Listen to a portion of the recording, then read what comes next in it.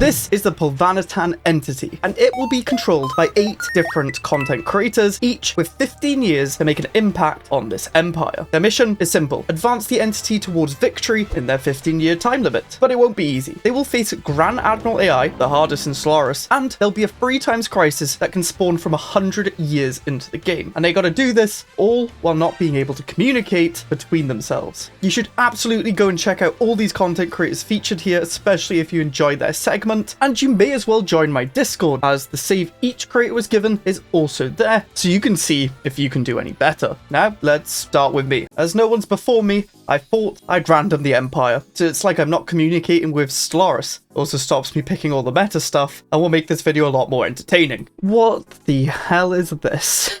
I love it, it's cursed. This thing, the origin. Tree of Life. I barely play Tree of Life. Essentially, we need to spread a tree, and it will give us a bunch of buffs, but we'll have a food upkeep as it grows, and we'll get negatives if we don't have it. Colonies are going to cost a lot of food. But then the funny thing is, we're actually a lithoid, which doesn't use food, and has insane habitability and lifespan, but less pop growth. And then we're Hive. We do then have more leader lifespan. Oh gosh. And intelligent, weak, repugnant, and solidarity. A civic, strength, and legion. Okay, we got good armies. Not that useful. And then autonomous drones replacing unity. Upkeep of leaders into minerals. We'll probably want to change those. Or we can let the next person choose. Yeah, we do have a big mineral upkeep here. I thought it was only fitting for this empire to be ruled by, me.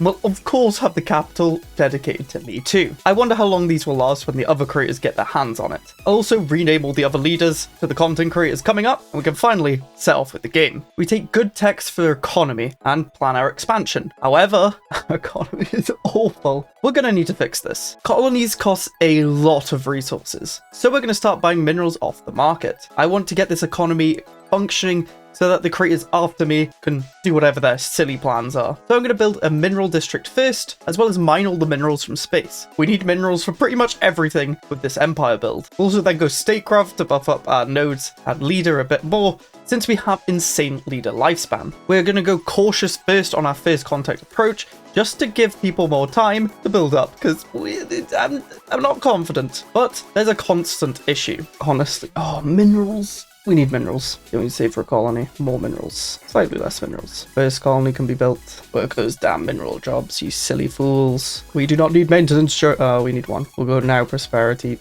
4 minimization, and economy. Now the economy's kind of fixed. We can grab a research lab. The colony ship, the first one, on its way. Look at it go. Montu will die. No.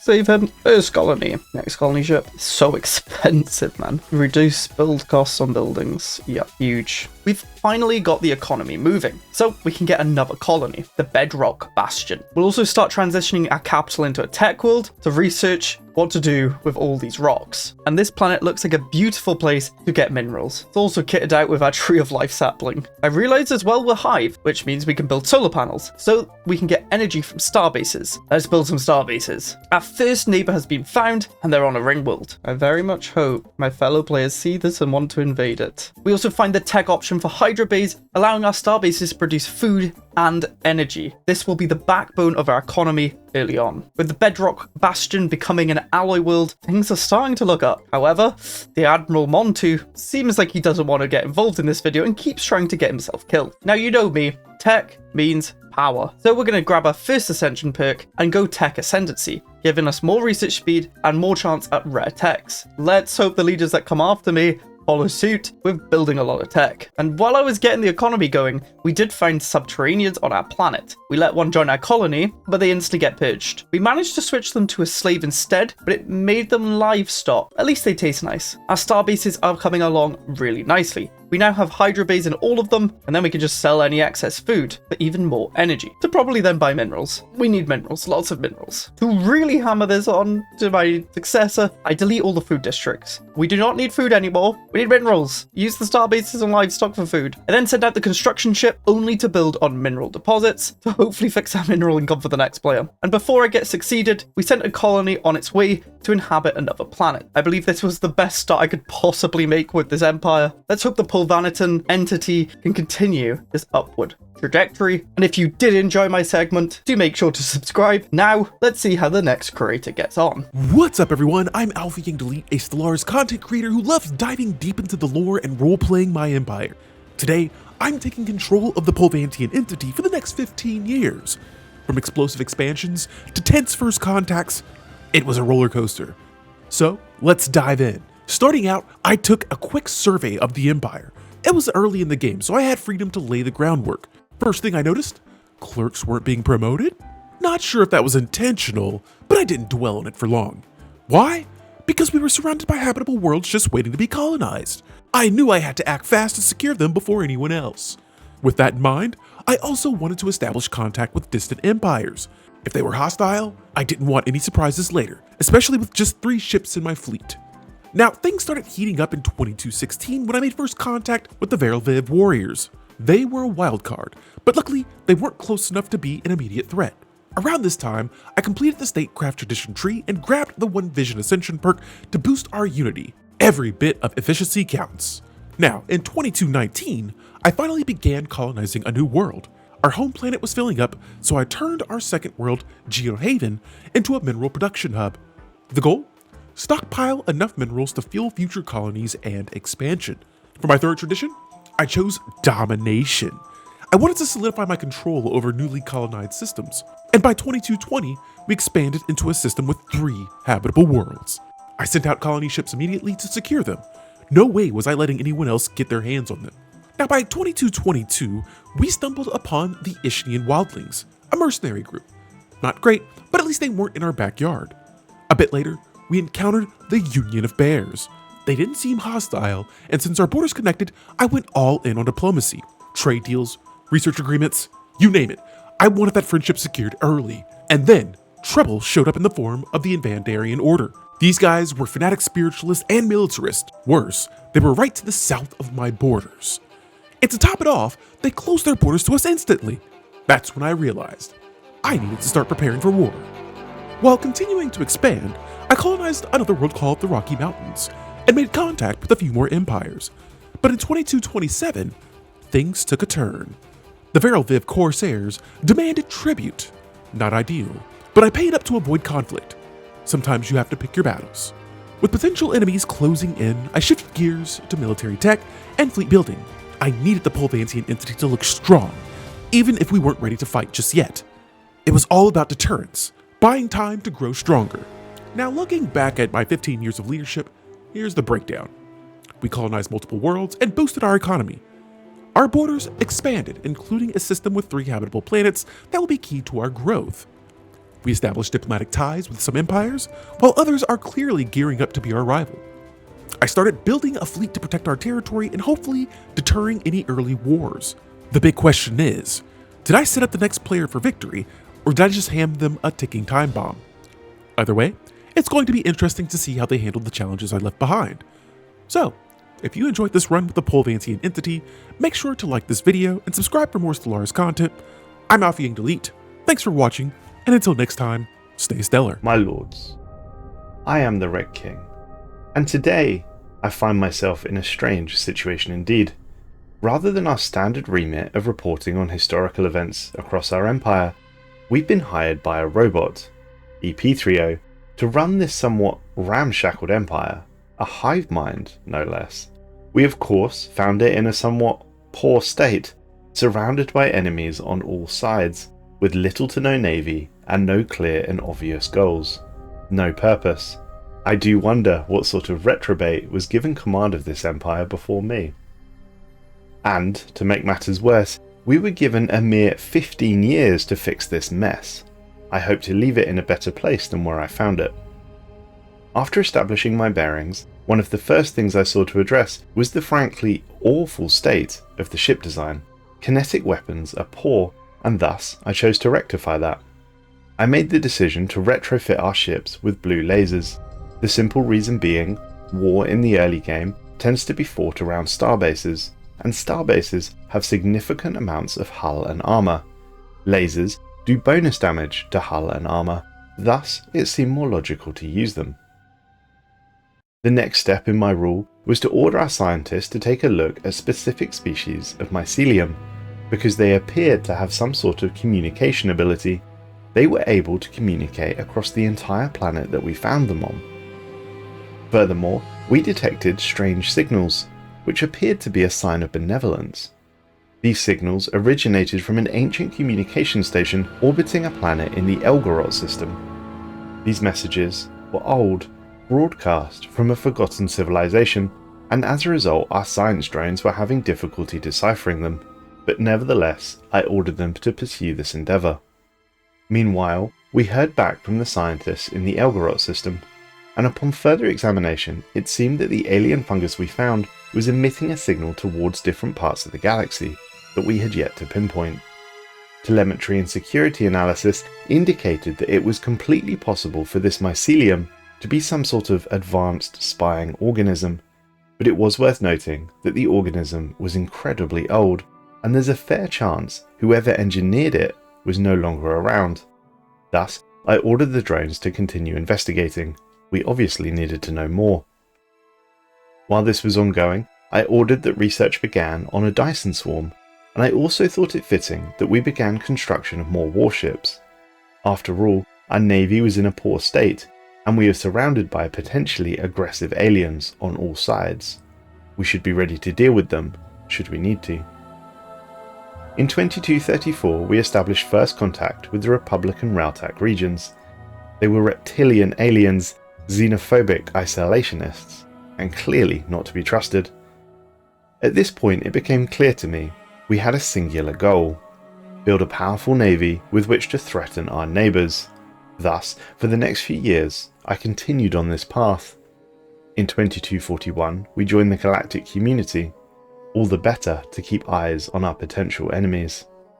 By the time 2245 came around, we were almost at a place where I could begin to make war on our neighbouring aliens. To whoever comes after me, I wish you luck in the wars to come. I've been the Red King, and if you want to hear Stellaris lore, please come and check me out. Hello, Governor Strat here with a mandate. Who am I? The kids say that I make guides on YouTube or something. And today, I'm here to ramp up mineral production and increase the Empire's worryingly low tech investments. This is because our neighbors don't all like us. And the lack of basic techs is especially worrying. Especially in the military front. I also set up some planetary automation to make managing planets easier, which hopefully lasts for my successor. Of course, I'm not all about being productive, so we found this strange storm capsule. What do we do with this dangerous piece of technology? Of course, to pry it open and see what happens. This was not part of the plan. Okay, moving on. As expected, it seems other empires are very much getting feisty, as shown in the diplomatic map mode. Now, at this very moment, it would be very bad if something were to happen, because in an effort to scale up mineral production, I scaled down alloys and stopped buying them from the market. As if the universe heard my thoughts, the Kaleidoscope event just started. This completely random event was actually very bad at this time, as I'm still ramping up mineral production. Thankfully, in my efforts to expand tech, I've started manufacturing exotic gases, which can simply be sold on the market to plug up any hole in the energy budget. Now, in a sign of pure confidence or hubris, I have decided to instead overfeed the monster to get it over with as fast as possible, delaying the tech expansion to get rid of the energy penalty as fast as possible. But just as I was about to get rid of it, my mandate is over. I gave the reins to my successor to take over. Hopefully they can hear the whispers of my intentions through my actions. Just don't pay attention to the storm. Just pretend it didn't happen.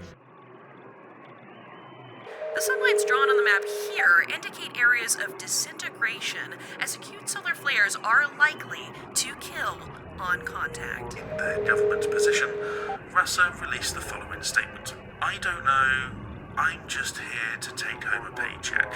prompting Defense Minister to promise an increase of defense spending. The scientific community never ceases to amaze. Here's to a new, more comfortable future. The aftermath of the polar disturbance on Bear's Fruit are still being felt, with many construction projects being put on hold or cancelled.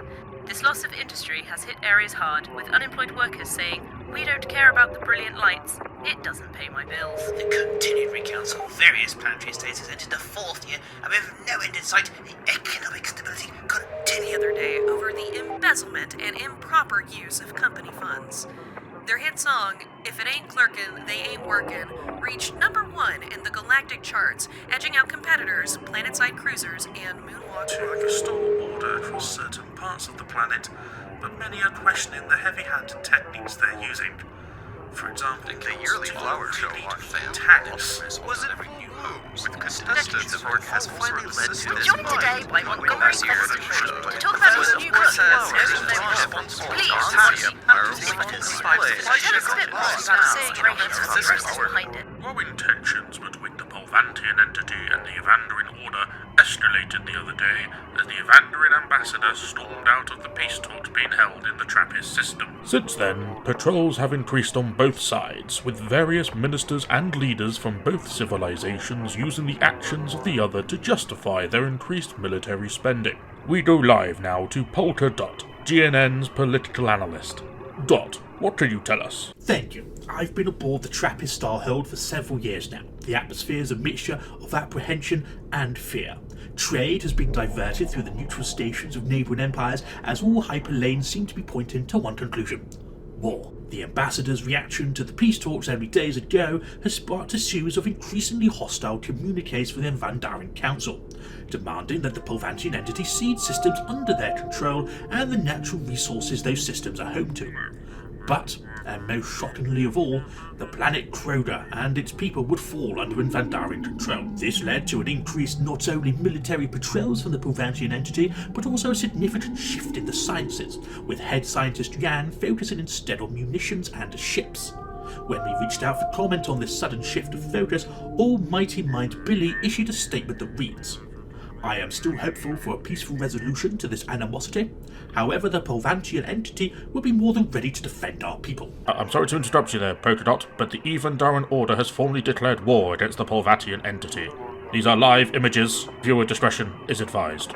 The war has been raging for several months now and shows no sign of slowing. However, the Polvantian entity's losses are far lower than their would-be conquerors.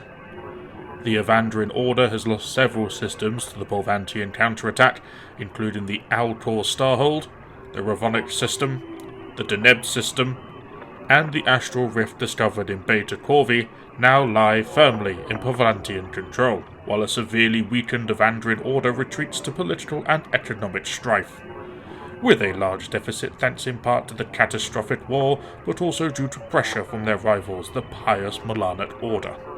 How this will shape the galactic political sphere remains to be seen, but condemnation from several of Polvantian entities' allies will most likely ensure a second war would not be in the Vandoran's best interest. In other news, strange signals from deep space continue to baffle scientists as to their origin. Dolphin refused to shout out his channel, even though I begged him to, so I'm doing it for him. Go check him out. He streams on Twitch and YouTube and makes videos on Stellaris. Like all the other creators, the link is in the description. Now let's get back to the next creator. Alright, listen up. My name is Reguns and I don't have much time. It is year 2275 and the plan is war. We are a repugnant Gestal rock with trees and we intend to export them. We have no backstory, which is insulting, thus crisis is the only way forward. Our predecessors were pacifists, but they were not fools. They have secured many key resources, systems, specialized planets, and one ascension block. They have all the important technologies, except for the most important. Mineral purification. Even in biogenesis, this tech is massive, especially as a mineral hungry threat. It allows you to basically crank minerals output everywhere. Once we will secure this tech, we'll have everything to survive, or more accurately, everything to make the other side not survive. Researching this missing technology is rather easy in-game. Just research a bunch of obsolete Tier 1 engineering tech to reset the choices and voila. Now we must boost our economy. Mining subsidies, alloy foundries, mining plants, and of course arc furnaces. Some of them aren't even ours yet. We need Unity for bioascension and our premium cluster prerogatives, and of course naval capacity. While we do have proton launchers, we will hold on to them at first, for our enemies are vile and petty zombies and corvette spammers. Instead, we will focus on using our tracking cruisers with lasers, heal a fraction of our fleets at a time, and flood our enemies with ground forces. Our goals are simple: assimilate our enemies within this disgusting and blank hive mind, even model leaders, acquire the microstructures, our furnaces or not, break friendships across the board, and erase anything that stands in our way in order to reach the menace points required to use our dreaded pioneered ships. These ships are actually menacing destroyers with +50 tracking and proton launchers, enough to break anything in our way, even those annoying and elusive corvettes. While this massacre was going on, I spent a bit of time making up for the maddening lack of backstory with names everywhere, such as this full world. Why would you not want to spam agri-district here? I also did what any respectable Biosendana player would do: replace portraits everywhere, including my favorite Lethoid one. There is a reason why a DLC is released about this ascension. It's pretty lackluster overall, and is mostly an excuse to assimilate into the Gestalt and mess with portraits and threads, so might as well use them. And I think my time is almost up. Ultimately I did fine. With our economy on steroids, the extra room that the conquered microstructures allowed us, and likely the largest non-Fallen Empire fleet, the galaxy is ripe for the taking. Good luck next guy. Hopefully you know when to skate to start hunting, and we'll fix the conquered planets. Hey, I'm Malachi, also known as MJ Wither. If you like my 15 years, please go check out my channel where I like to make YouTube shorts on Stellaris. I just loaded in. We're at war. Also, I think we're becoming the Crisis. I think they were attacking Zilbox Maw. I have a better plan. There's a robot here? Absolutely not. Good. Good. Okay, now that that's been sorted with, go back. And then we can continue with whatever war is happening. I don't even know. Alloys from jobs, plus 20%. That's great. Hopefully that's a good planet for alloys. Yeah, it's ring world, so we could set up some industrial districts on there. Oh, we should repair this thing, but we don't have mega engineering. We need science. Do we have science going? No, we don't. I mean, would that be a waste though, to get discovery right now, just for that 10%? I want science. Thus says the hive mind. It's a tiny Gaia. Oh, wow. I love that. Yeah, 1K. That's like decent, but we need more. Let's work on these guys. And venerable. What if I do noxious?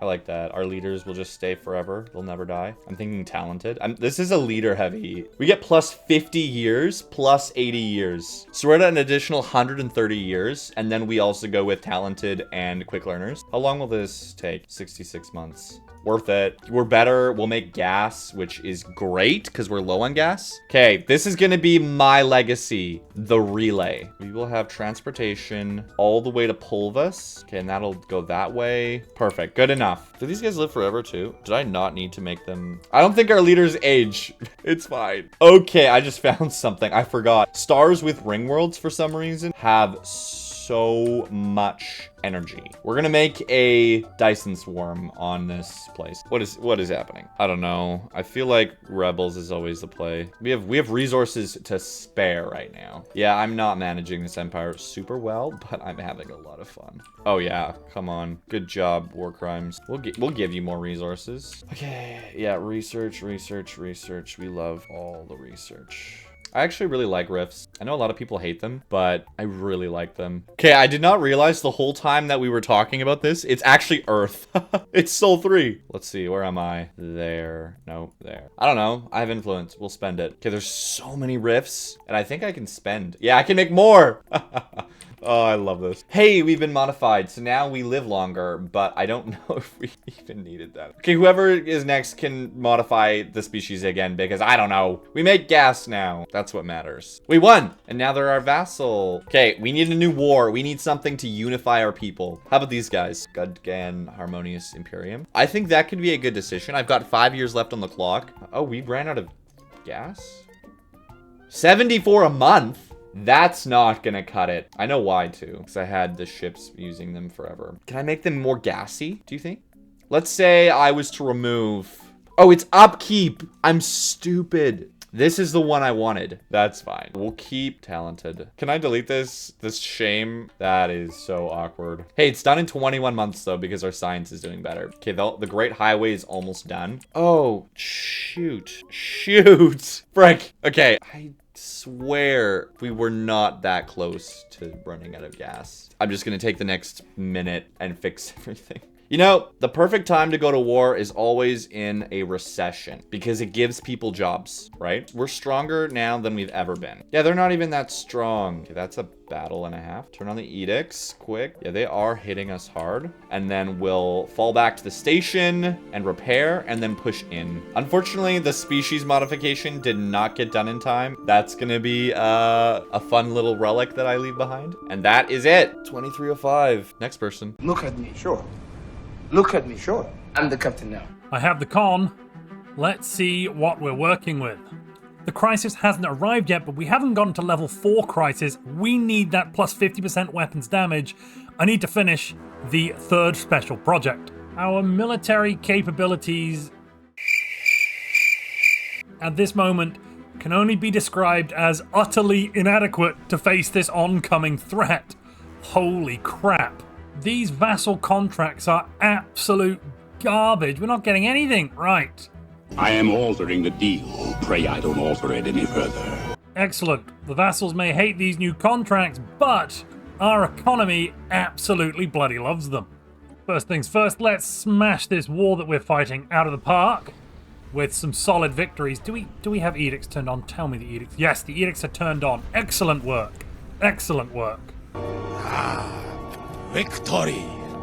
In just 8 short years, we have achieved the unthinkable. We've vassalized whoever these things are, and we've also I'm pretty sure we've tripled the size of our military. Our economic policy is rock solid here, ladies and gentlemen. We will be renegotiating these terms in a moment because these terms suck to high heaven, and I want lots of juicy resources, but our next step is to tear aside the fabric, which we'll do in just 8 months with our amazing 3,000 research. Yes, I'm pretty sure we've tripled the research or something. I don't know the real numbers. We've definitely over tripled the Unity production. That's great. Yep, all looking good so far. Completing this final level of the crisis should have granted us basically overwhelming military power, kind of, probably a bit, and we're going to use this power to kill everybody? Yes, everybody. Our vassals will swarm out into their allotted zones and extinguish something somewhere. Look, basically, we're going to shoot stuff and then turtle up. Well, we're probably not going to do any shooting. Stuff will be shot and we will do a victory parade at the appropriate time.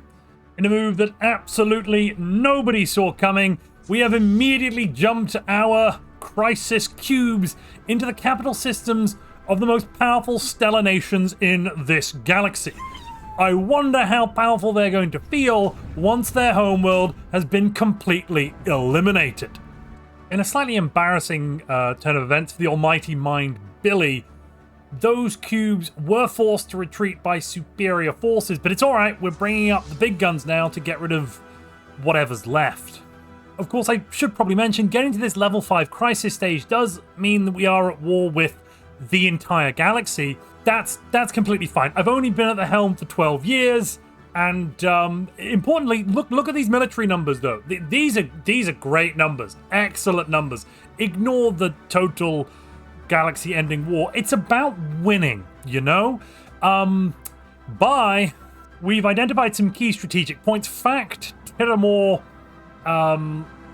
somewhere near this old capital. I think it was Kjam, not really sure. Oh no, it was Haramuth. Yes, that's it. If we secure those, nothing can really touch us. Yes, our vassals may lose some territory, but...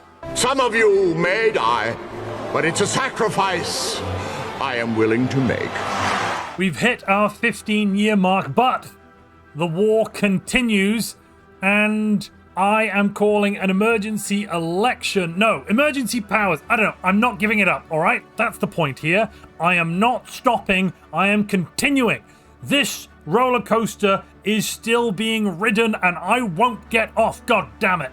There's far too much to do for me to give up now. This, indeed, almost our moment of victory, ladies and gentlemen. Evacuate? In our moment of triumph? I think you overestimate their chances. And I think my crowning achievement so far is that the Union of Bears, the most powerful nation in the galaxy once, has now been reduced to something of a minor power, utterly pathetic in comparison to our great and glorious might. No, in fact, they have been entirely eliminated. Huzzah! Now there's just the rest of the galaxy to take care of. I'm sure this is the right move at this point to squabble about petty things before, well, there's no before. This is just the right move. Nothing's going to happen. Everything's fine. We were in the red. I've renegotiated our contract with the Gudgeon Harmonious Imperium, putting us in the white right across the board. Well, of course, we couldn't just have a nice run here to get ready before the crisis. The sleepers have awakened. Decrepit giants.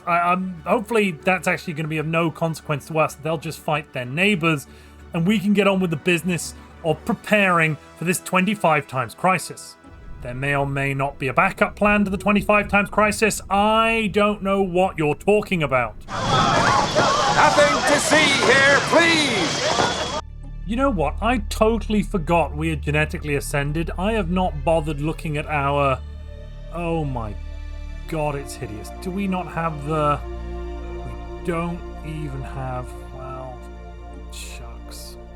I've now been in charge of this great nation, and make no mistake, this is now a great nation for 30 years. In that time, our fleet power has now grown to be unmatched in the galaxy. Look at that, over 3,000 naval capacity worth of fleet. Yes, it's beautiful. We're ready to stand against any crisis that could come, and even if we aren't, we're very, very close to completing the etherophasic engine, making us simply unstoppable. The rest of the galaxy attempted to fight us, and they lost badly. At this point, there's probably basically nothing left to do. In fact, I would leave whatever is left as an exercise for the viewer's imagination. Yeah, definitely don't continue watching. I'm gonna probably go and have a nap now, because the game's over. There's nothing else left to see here. Go away. So, I was expecting to be done with this save by now. It was going a bit too long, so I'm here to finish this off. They've gone the crisis path. I was not expecting that. We're at war with everyone. We're upgrading the engine. I have no idea what phase that is. I think it might be stage 3 because we have the minus 1,000 opinion because we're trying to destroy the galaxy. But it could also be stage 4 and it's going to blow up after this. I don't know. Crisis can spawn at any point. Let's try and get this going quick. We want to get the ascensions so that we can put the mega structure build speed on. We're going to put living metal mega construction on the build speed. I'm panicking a little bit. Our energy and stuff's good. I'm going to create a massive choke point. Block us in Enigma's End, Hangar Bays, Hangar Bay. We will protect the engine at all costs. Then Cassoulet. And our fleets just seem to be all over the place. I think they're defending choke points. It looks like they are. We do have a hyper relay network, which was great setup. Okay, I'm going to start sending some fleets that aren't guarding choke points to the capital just in case we somehow get taken. But it does look like we've set up to defend at all cost. Well, the Star Eaters are just going around taking out stars, which is great. There is quite a few ships heading towards us. Battleships are okay, but they're not great. We do have excellent ones. I guess we just haven't had time to upgrade them. There's no point. Oh, we built a gateway in our capital? Did we? No. There's a gateway here. And we have an eater here. What I love doing is being a little rat and just using the jump drives to we'll just go crack this Dyson swarm to cripple this Empire's economy, and hopefully they won't be a problem then. We do have a gateway in our capital. I'm so confused. Yeah, there it is. And also using jump drives to just go to people's capitals. Kill their capital. Okay, where's Ascension? No. We're just gonna keep taking the cheapest tech to try and get that tech. We just hope Crisis doesn't come and destroy our party here. We probably want to spam these menacing destroyers. I guess that's what was happening. I'm just gonna build a bunch on the capital. I could use the ship thing, but I want them to be at our capital. We're not getting the tech. We're not getting the tech. It would help so much to speed up the engine. It looks like they are engaging here, but player before me has set this up so well for me. I don't really need to do too much. Just hold and keep building ships. Look at that.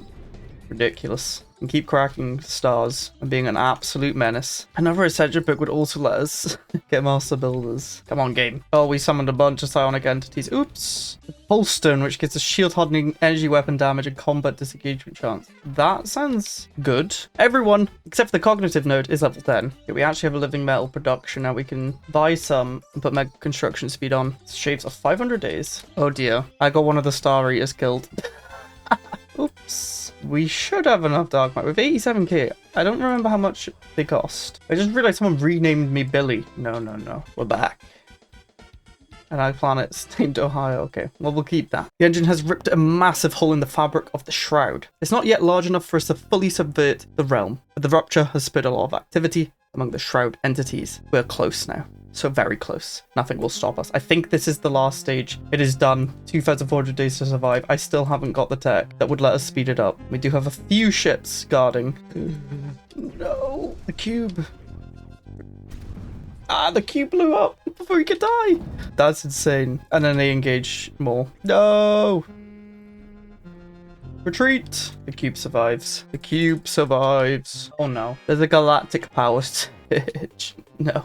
Do not be near us. We have 1,600 days to survive the Unbidden. Okay. They're relatively far. They're in the corner, but they might come for us because we're building the engine. We really need the tech that could speed things up. Luckily, our menacing destroyers are pretty good against the Unbidden. We've got shield damage and shield penetration, which is mainly what they are. So we're just gonna build a lot of those. Halfway there. Oh, all the hive wills are going. Look at that. Beautiful. 3/4 of the way. The Unbidden are spreading. Unless they get to a wormhole that connects to us that we don't know about, we should be good. They're trying to send Federation fleets at us, but it's not going to be enough.